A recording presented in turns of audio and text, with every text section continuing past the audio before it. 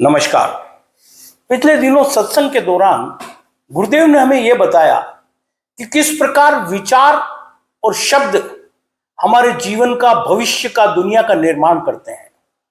लेकिन सवाल यह बहुत बड़ा था कि इन विचारों को रोके कैसे। गलत विचार जो मन में आते हैं, इनको दूर कैसे करें, इनको रोके कैसे। तब गुरुदेव ने कहा कि जीवन में याद रखो, आपके अंदर विचार दो तरह से जन्म लेते हैं। पहला होता है आंतरिक विचार। यह आंतरिक विचार आपके अंदर से उठते हैं, अंदर पैदा होते हैं।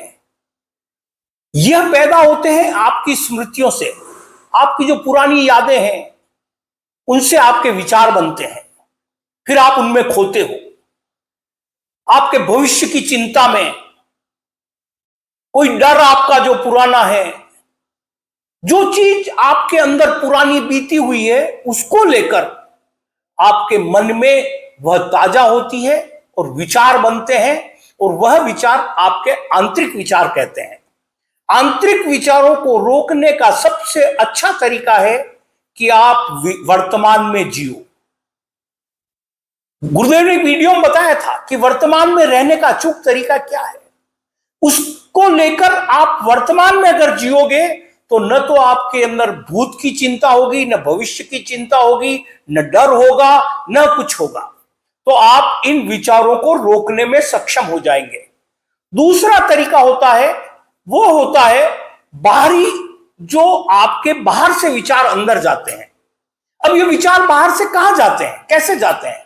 बाहर से विचार जाने के 5 मुख्य स्रोत हैं। आपकी 5 इंद्रियां, नाक, कान, आपकी आंखें, जीभ और स्पर्श। आप अपने जो सुनते हो, यह आपके अंदर विचार बनते हैं। देखते हो, वह विचार बनते हैं। सूंघते हो, यह विचार बनते हैं। चखते हो, यह विचार बनते हैं। और जब कोई आपको टच करता है, स्पर्श करता है, तो आपके विचार बनते हैं। इनमें से 2 इंद्रियों के, 3 इंद्रियों के विचार बहुत महत्वपूर्ण है। पहला कान, और दूसरा आपकी आंखें। तीसरा होता है मुंह, लेकिन बोलने के लिए अपन अभी बात नहीं कर रहे हैं। अपन विचारों को अंदर रोकना चाहते हैं, तो यह 2 मुख्य स्रोत हैं, आंख और कान। अगर आप कुछ भी चीज सुनते हो तो यह आपके अंदर प्रवेश करती है, और कुछ भी देखते हो तो वह आंखों से आपके अंदर जाता है। यह दोनों चीजों पे यदि आपने यह ध्यान रख लिया कि मुझे बुरा नहीं सुनना है, मुझे गलत नहीं सुनना है, और मुझे गलत नहीं देखना है, मुझे बुराई नहीं देखनी है, तो आप अपने विचारों को बहुत बड़ी सीमा तक शुद्ध कर लेंगे और उन्हें रोकने में कामयाब होंगे।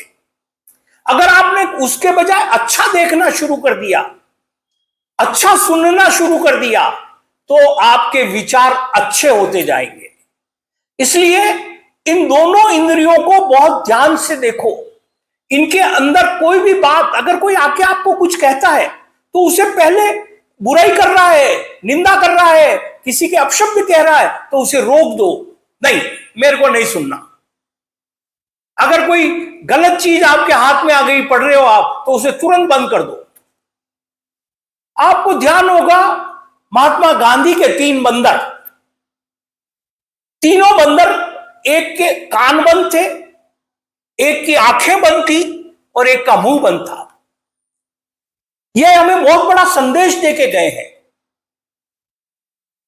बुरा मत बोलो, बुरा मत कहो, और बुरा मत सुनो। जिस दिन ये चीजें आप में आ गई, इस सार को, बंदर की कहानी को आपने समझ लिया, उस दिन आपका जीवन बदल जाएगा, आप स्वयं बदल जाएंगे। हमारे को भगवान कृष्ण ने भी गीता के अंदर 2 अध्याय के 58वें श्लोक में कहा है, यदा संहर्ते च अयम कुर्मः अघ्घानि इन सवेशः इंद्रियाणि इंद्रियार्ध्यप्य तस्य कला प्रतिष्ठिता। मेरी संस्कृत कमजोर है, मैं क्षमा चाहूंगा, मैं तो गुरुदेव ने जो लिख के दिया वो बताया है। लेकिन इसका भावार्थ यह होता है कि जिस प्रकार एक कछुआ जरूरत पड़ने पर, समय आने पर, विपदा पर अपने सारे अंगों को अंदर खींच लेता है, उसी प्रकार मनुष्य को भी अपनी इन इंद्रियों को अपने वश में रखना चाहिए। समय आने पर इन्हें रोक दे और उनका उपयोग बंद कर दे, तब जाकर आप एक अच्छे पुरुष बन सकते हैं, एक आत्मसम्मान पाने वाले व्यक्ति बन जाएंगे। यह भगवान कृष्ण ने दूसरे अध्याय में दिया है कि अपने आप की इंद्रियों को वश में रखो। जिस प्रकार कछुआ रखता है उसी प्रकार आप भी जब जरूरत पड़े इन्हें रोक दो। इसी के अंदर कबीरदास जी ने भी एक दोहा कहा है, सुनो नहीं निंदक बुरा, मत करो बुरा कसाय, साधु ऐसा चाहिए जैसा सुन कसाय। किसी की बुराई मत सुनो, किसी की निंदा मत सुनो और किसी के बारे में बुरा भी मत कहो। अगर आपको अच्छा मनुष्य बनना है, अगर आप चाहते हो कि साधु जैसा आपका जीवन बने, तो आप कपड़े के धागे की तरह बनो। जिस प्रकार कपड़े के अंदर धागा सभी को जोड़ने का काम करता है, उसी प्रकार आप भी अपने जीवन का आचरण करो, इन बुराइयों को बाहर निकालो। यह जिस दिन आपने कर लिया, जिस दिन आपने यह कर लिया, उस दिन आपका जीवन सफल हो जाएगा। यह कोई बहुत बड़ी बात नहीं है, गुरुदेव ने साफ कहा है।